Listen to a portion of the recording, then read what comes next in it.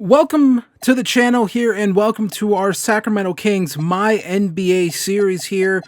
The Kings are one of the worst team in the NBA this year, and actually they're usually one of the worst teams in the NBA most years. They had that one year where I think they went to the play-in, and that was like the light the beam year, I believe, for the Kings, and then it all just kind of fell down from there, right? I mean, nothing has really gone right for this team, and I think a lot of it just comes down to the fact that they don't have that premier talent, right? I think, I think that is something that you have to have in the NBA.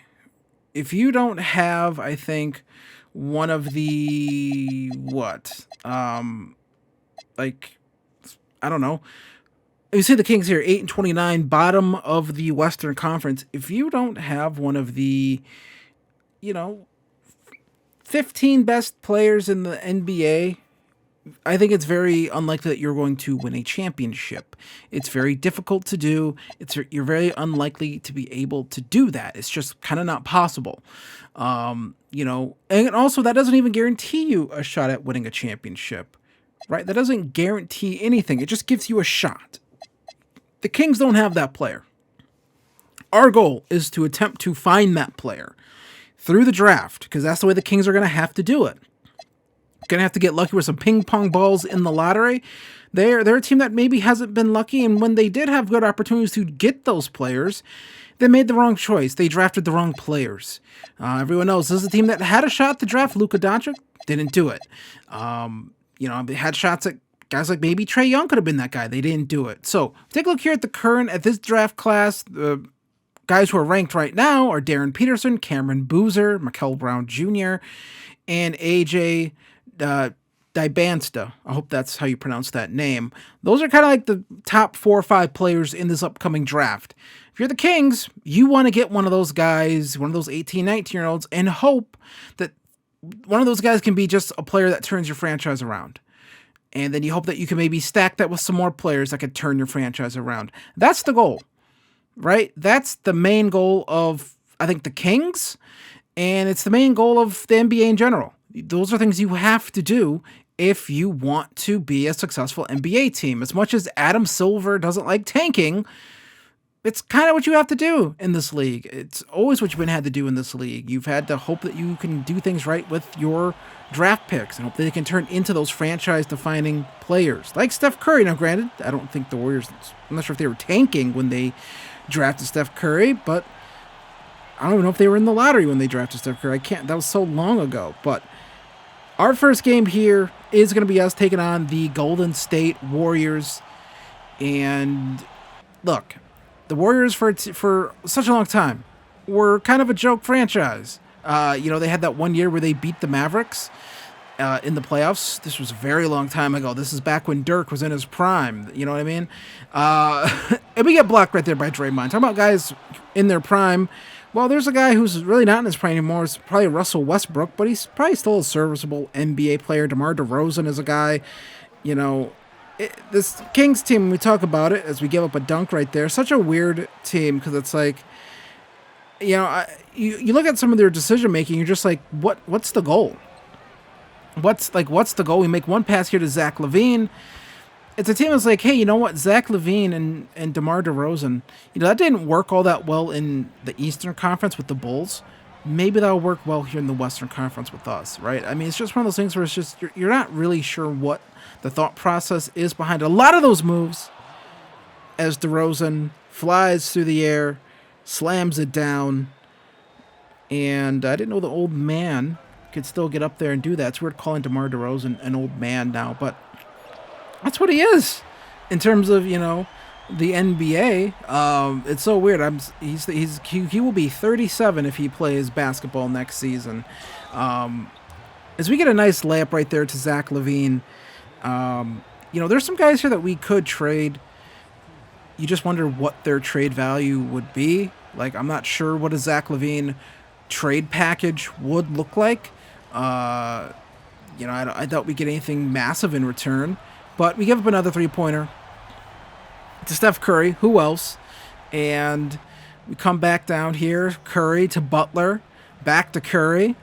And Curry's going to take this here, get a screen, go back to Horford, and we should have stayed with him. And he hits the three. So, you know, it's this is such a, like I said, it's a weird team. Westbrook, I have to say in this game, I was like, Westbrook's actually pretty fun to use. Shout out to Sim Nation for his slider set. That's what I'm playing on. I actually have fun here. But yeah, give up another three. That's what we do here. But we're gonna try to drive here with Schroeder. We get blocked. That was a terrible possession by me. And yeah, we got Drew Eubanks here, and I don't know what Drew Eubanks does well. Block shots and stuff. I don't know. But we almost get another three. We don't. Fast break opportunity here, and we just take the shot here with Precious Achua, and we're able to get a shot to go down with him. So I'll always be happy about that. Jonathan Kuminga gets the shot to go up and in right there. So 18-17 with the lead. And, Josh Giddey, he gets excited or sad seeing those numbers right there. But Schroeder gives us back the 1-point lead. We come back down here again, driving, and nice layup right there, 21-19, and that's pretty good, honestly. Almost give a three right there. We don't. Pushing the ball up the floor here to Malik Monk. Monk now with the basketball. At this point, we're just going to take a nice little three-pointer right here with Monk, and we get that one to go down. We have a little bit of, just a tiny bit of breathing room here versus this Warriors team. Now, I'm not expecting me to take over here and turn this team into like a playoff contender this year, but we give up another shot right there. This is just managing the team right now, managing them for the rest of the season. Preferably, will we like to tank? Yeah. Granted, they flattened those lottery odds. And, it's... I guess we'll talk about it right here. I don't understand this big push to end tanking in the league. I mean, I don't know. If you were to do that, what exactly would change? Like, what exactly would the bottom, let's 4 or 5 teams of each conference do differently? You know what I mean? Like, that's what I'm, not, try what? You know what I mean? The reason why these teams are so bad is because free agents don't really sign with those teams, so they have to build through the draft. So it feels kind of unintuitive by Adam Silver to think that the best way to fix tanking would be to make it harder for these teams. As we get a nice slam with Westbrook, turning back the clock right there. Look at that. Still got hops, still has athleticism. The minute he loses that, he definitely won't have a place in the league. He barely has a place now. That's why he's on the Kings. But talking about Adam Silver being a moron, I feel like trying to take away that lifeline, which is the draft, from bad teams is kind of stupid. Maxime Renaud, I believe that's his name.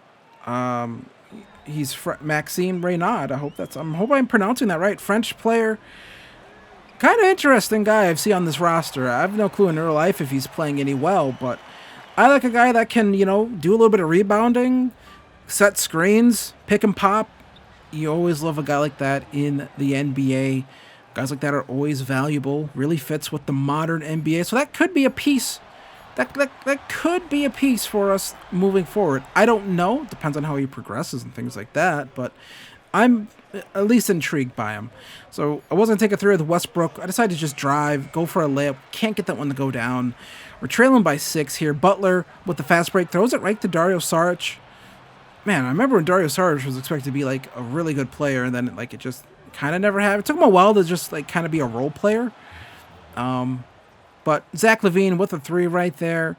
I feel like in a perfect world, Zach LaVine would just be a role player instead of teams trying to no, this could be a guy that we build around. It's he's a role player, man. And you know what I mean? If he was the 4th best guy on this team, that'd be great. But he's one of the better players on the team, and that's not great. But Westbrook slicing up Steph Curry here, honestly. and he misses the free throw. There's always been a little bugaboo with Westbrook his entire career. It's kind of been the free throw shooting at times, and he left his feet there. If he would have not left his feet, I think he would have still had a shot at that block, but instead, Steph Curry will get some opportunities at the line, something that's not an issue for Steph Curry. Not one of his bugaboos is free throw shooting. He is basically almost perfect. He misses that one. Was that the commentator's jinx? Someone had their foot on the line there, I'm not sure, out of bounds, so he ended up turning the ball over. I don't know who the hell was stepping out of bounds in that situation, but someone was, and we turned the ball over, and that basically gives them a 3-point possession right there. Even with Steph missing one free throw, we give up 3 points somehow. We let him get it the easy way, and Steph drives, gets the layup. 13 points so far in 13 minutes. So, still the third quarter. This is still a game. We're able to drive by here. Layup is good, and that is the fourth foul on Steph Curry. One of the things with Westbrook is that we can attack the rim with him. And, he'll definitely do that. You prefer it when he's doing that. And this time we do hit the free throw. You don't mind, even with the not great free throw shooting, you still like a guy who can attack the rim and, draw fouls. That's very valuable. And Westbrook here turns on the afterburners, slams that one down with one hand, rocking him to sleep here. We're right back in this game, trailing by 1. So 55-54, still trailing by 1. Like I said, back and forth. DeRozan for 3, hits that one, and we take a 2-point lead here. So a little bit of a back and forth game here, and we get the hands up in Pods' face. Fast break opportunity here. Little rock him and socking him, getting to the rim again. He's trying to block him. He can't do it.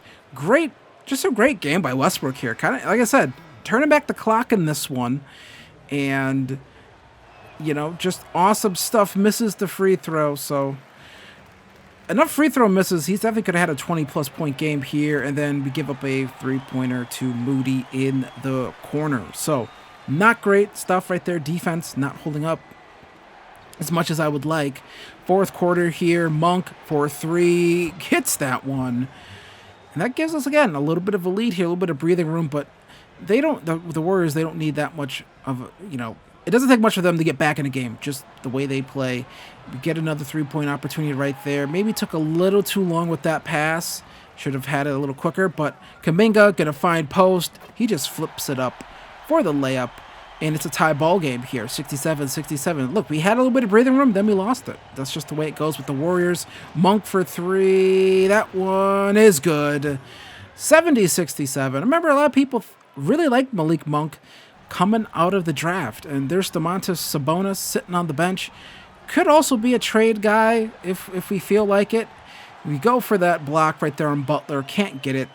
And the Warriors, they got their guys on the floor now in Butler and Curry, and nice screen right there. We go, drive, slams that one down. Horford was kind of left in no man's land right there. Curry was coming to get Westbrook, but if he leaves Reynaud open, we probably could have kicked it back out for a 3, so he just settled giving up the layup right there. Smart play by Horford, probably. And then he comes back, gets the layup, and has an opportunity to and one. We tried going for the late block right there. Sure, just let him have it. And he misses it. So that's pretty good right there. Rare miss, I feel, from Horford. He always feels like a pretty clutch free throw guy. But he misses that one right there. We come back with Westbrook. Drives past Green. We go for a 3. Could have went for the layup, but I was worried about the block from Draymond. So I decided to go for the 3 instead. Instead, we don't cash in right there. It was a great opportunity with under 3 minutes left to go in this game. Instead, we don't cash in. Curry dancing, pump faking, kicking back out to Hield. Hield now with the ball. Gonna just take the 3. That one rims out. Now back to Westbrook. Westbrook gonna bring it up the court. Turn on the afterburners. Westbrook just gonna slam it down. Just goes up with 2 hands right there. Does it himself this time. Right in Steph Curry's face. And we have a 3-point game here. Hield driving, finding Horford, who slams it down. Makes it a 1-point game. Crowd's going nuts here. DeRozan with the screen, pulls from three. DeRozan can't get that one to go, can't get the rebound. And the Warriors going to push this one up the court to Curry now. Curry going to get a screen from Horford. Fires a pass to Butler. Butler shoves off DeRozan. Gets the shot to go in. 75-74. Warriors take a 1-point lead. Now Westbrook with the ball. Top of the key. Going to find Levine. Levine cashes in for three. 77-75. Kings retake a 2-point lead here. Now Butler brings the ball up the court. Spins. Drives. On. Pulls for a jumper right in DeRozan's face. Tied ball game again. 77-77. Curry now with the ball. Gonna lose it here. Westbrook with the steal. Westbrook just gonna drive on Horford. Goes up. Gets blocked. Curry with the rebound right there. Gonna find Draymond. Draymond kicks it back to Butler. Butler now spins around. Gets some space. Gets the layup. 79-77 here. And the Kings, we call a timeout right there. Need to get this thing sorted out, and we're going to make some changes here. These guys are all tired, and I'm not too happy with DeRozan's effort right now, so he's going to go to the bench. Eubank's going to come in. We need some guys with a little bit of energy here to just come in. Schroeder going to come in for Westbrook, and we are just going to leave in... Actually, we took out DeRozan for, I believe, that is McDermott right there. So then we're going to come back. Malik Monk, three-pointer up, away, is good. Gives us a 1-point lead right there. Brought in the bench unit who had a little bit more energy. We went a little too back and forth right there with those guys. So the Warriors with the ball here. Butler, this ball is going to be in his hands, not Curry's. A little shocked by that. So he kind of, this little rope-a-dope, little rodeo here. Just going to dribble this thing out a little bit, pound in the rock. Going to drive. We have some fouls to give here, and we're just going to call one right there. Or not call one. We're going to commit one right there. And that leaves them, I think, in a little bit of a difficult position. 3.7 seconds left. This ball, I feel like, needs to get to Curry. Going to play some tight defense. He kicks it to Horford. It's blocked right into Achua's hands.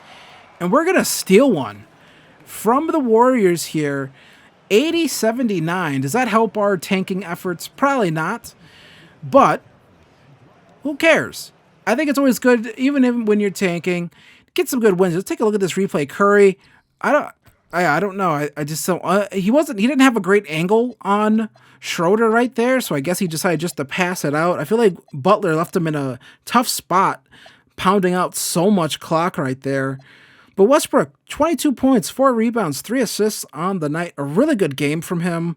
DeMar DeRozan, not so much of a great game. Kind of was just out there eating up minutes and giving up buckets. And that's not great. But Westbrook played really well for us, honestly. 22 points. Maxime Renaud, 12 points, 6 rebounds. A really solid game from him. I liked what I saw.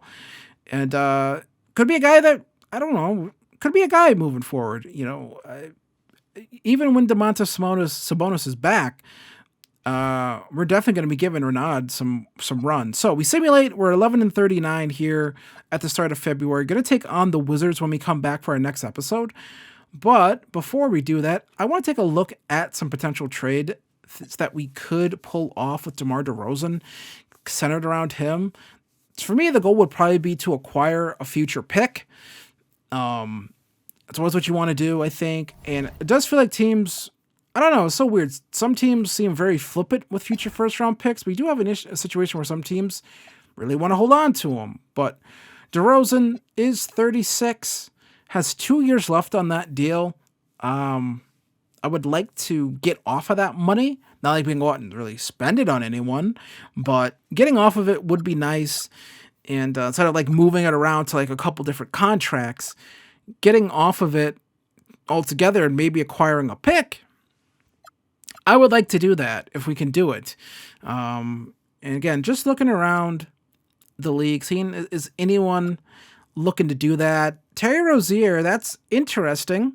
We do get a 2030 first round pick. That sounds so futuristic, but yet now it's not. But, that could be interesting. I don't like the idea of giving up any of our picks in a trade, personally. It's not like we're a team that's vying for a playoff spot. So it doesn't necessarily matter who the hell we get back. In my opinion, it's more about just, can we acquire some sort of future asset? Could I get a Amen Thompson? That feels a little too unrealistic. I don't think Amen Thompson is a guy that the Rockets would actually trade. But you know, you see Herb Jones just got traded in our franchise, my NBA here, to the Pistons. That'd be actually a pretty good trade for the Pistons, depending what the hell the Pistons gave up. But so far, nothing I particularly like in terms of the trades. So when we come back, we will be taking on the Washington Wizards. I did start this file after the Trae Young trade, so the Wizards will have Trae Young here. So I'll be interested to kind of see that. He should be playing in the game. I don't think he has like an actual injury in game. So we're going to see Trae Young on the Wizards next episode. So be sure to come back for that. Hit the like button, hit the subscribe button for more at MyNBA, and I'll see you guys in the next one. Peace. Leave me some trade ideas below.